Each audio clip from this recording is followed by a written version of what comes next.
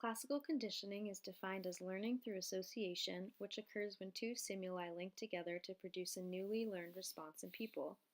There are three phases involved in classical conditioning. During phase 1, the unconditioned stimulus results in an unconditioned response. During conditioning, the second phase, the previous stimulus is paired with the unconditioned stimulus, which results in the neutral stimulus becoming the conditioned stimulus. After conditioning, the third phase, the conditioned stimulus will trigger a response without an unconditioned stimulus. An example of this would be John Watson's experiment with little Albert, who was not afraid of a white rat. Once the rat was matched with loud, scary sounds, the child began to cry and was afraid every time he saw a white rat or a white fuzzy object. Before conditioning, the child was not afraid of the white rat, but during conditioning, he became afraid of it, and after conditioning, the child was afraid of anything that was white and fuzzy. Classical conditioning was unintentionally discovered by Russian physiologist Ivan Pavlov in the 1890s. The discovery took place while Ivan was conducting a research experiment on salivation in dogs as a response to being fed. According to Psychology Today, an unconditioned stimulus is an event that produces an innate, unlearned reflex response. In this experiment, the unconditioned stimulus would be the food which does not produce a response.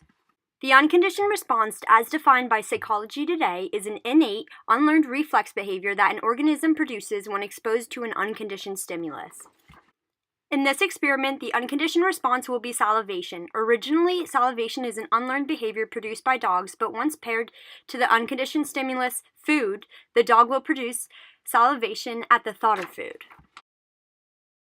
The neutral stimulus, as defined by Psychology Today, is an event that does not produce a response.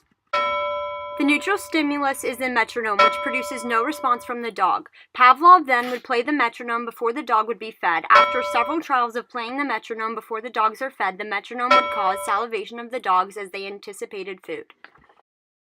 The conditioned stimulus, as defined by Psychology Today, is an event that produces a learned response. The sound of the metronome in the experiment caused salivation. The neutral stimulus has now become conditioned. The conditioned response, as defined by Psychology Today, is a learned physical reflex behavior that an organism produces when exposed to a conditioned stimulus. In this experiment, that would be salivation when exposed to the metronome. This was the emergence of classical conditioning. In an article titled Impacts of Social Media Marketing on Consumer Decision-Making Process by Shaheen Mohammed, Lodi, and Nawaz, a study is conducted to find out how marketing through tools like social media, blogs, and LinkedIn affects the way that consumers decide to shop. The study used 110 social media users who were asked to fill out a questionnaire. After the experiment, the results showed that consumers usually changed their decisions about a product after reading positive comments about it and the company on social media. This showed that social networking sites have a positive impact on the consumer decision-making process. The first two photos show an advertisements on Facebook from Zoffel and FabFitFun. The emojis and exclamations and words such as #free shipping make it more appealing for the customer to buy. The third photo is an advertisement from Pura Vida Jewelry on Instagram. The caption and comments reading, "So cute" and "Just bought mine, I love it," will also persuade the consumer to buy this product. In another article titled Conveying Trustworthiness to Online Consumers, Reactions to Consensus, Physical Store Presence, Brand Familiarity, and Generalized Suspicion by Benedictus, Brady, Dark, and Voorhees, they portrayed a study about how online retailing companies are affecting consumers' trust in their online transactions.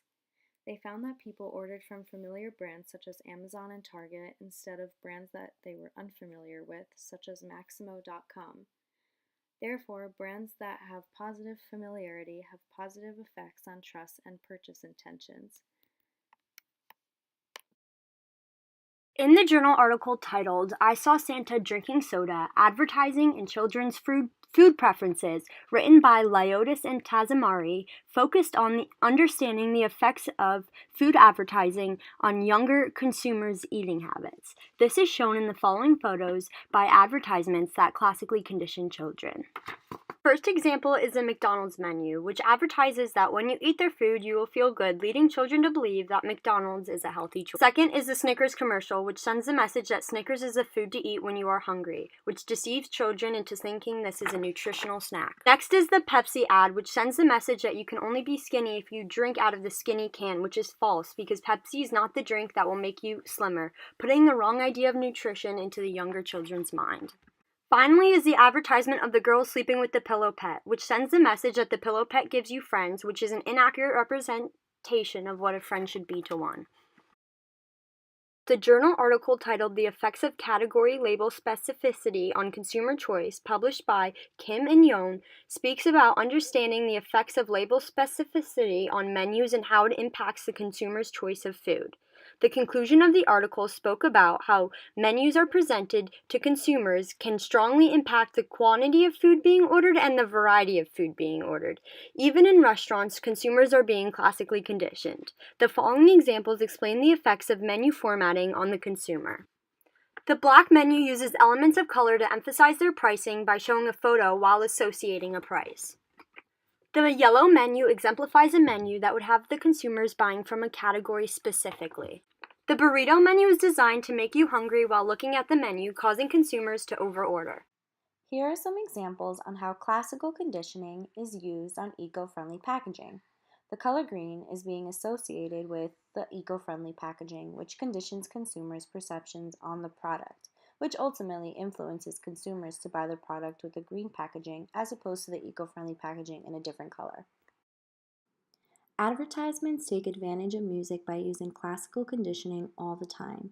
Music that is happy and repetitive help buyers to feel happy when they hear it. Consumers then may be more likely to buy the product because they associate the feelings of happiness with the product. Jingles that stick in the mind, such as rhyming jingles or tunes based on popular songs, also act as a form of classical conditioning. Every time the consumer remembers the tune, they unconsciously also remember the product associated with it. This may make the consumer more likely to buy the product. If you notice, almost all advertisement, billboards, catalogs, magazines, and jewelry ads have their watches set to 10:10. This is a great example of how brands use classical conditioning to change a consumer's perception. Brands use this tactic to better frame the brand and logo on the watch. Timex explains that the standard setting used to be 8:20, but this made the face look like it was frowning. To make the product look happier, the setting was flipped into a smile. Occasionally, you'll still see the 8:20 setting on some clocks or watches where the manufacturer's logo is at the bottom of the face, above the 6. Concluding that you're more likely to buy something that's not frowning at you. The article titled The Effect of Brand Name Placement on Television Advertising Effectiveness sought to figure out if advertising is more effective when the advertised brand name is revealed at the onset of the advertising message or when it is withheld until the end of the message. Several award-winning television advertisements were remastered to reveal the brand name either at the beginning or at the end of the spot. The results support the prediction that advertising is more effective when the brand name appears at the beginning of the advertisement. Evidence is consistent with the conclusion that the effect was caused by strengthening the memory association between the brand name and the evaluation implications of the advertising content, not by any effect of brand name placement on advertising liking, memory for the brand, or accessibility to advertising content. In the article titled Negative Effects of Brand Familiarity and Brand Relevance on Effectiveness of Viral Advertisement by Lee Jin, they reviewed a study on brand familiarity. The purpose of the study was to find out how brand familiarity affects the way people decide to share advertisements. This is particularly relevant today with the way social media is taking over and how retweets and shares can be free advertising for companies looking to push their product. The study used two groups of college students who were assigned to a high brand familiarity group or a low familiarity group. After the experiment, the results showed forwarding in the high brand familiarity group was significantly lower than the low familiarity group. Brand familiarity had a significant negative impact on forwarding intentions.